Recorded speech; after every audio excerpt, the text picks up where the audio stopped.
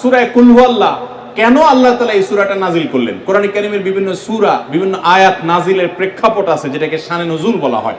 কেন এই সূরা আল্লাহ তাআলা আমাদেরকে দিয়েছেন এ সম্পর্কে প্রিয় নবী সাল্লাল্লাহু আলাইহি সাল্লামের এক সাহাবী তার থেকে একটি হাদিস বর্ণিত আছে। সেই হাদিসের আলোকে আমরা জানি যে মক্কার মুশরিকরা তারা প্রিয় নবী সাল্লাল্লাহু আলাইহি সাল্লাম যখন তাওহীদের দাওয়াত দিলেন, আল্লাহর পথে আসার দাওয়াত দিলেন, তারা বলল, মুহাম্মদ, আমরা তো সবার বংশ পরিচয় জানি। সেই যুগে মানুষ উটের পর্যন্ত বংশ পরিচয় জানতো, শিখতো।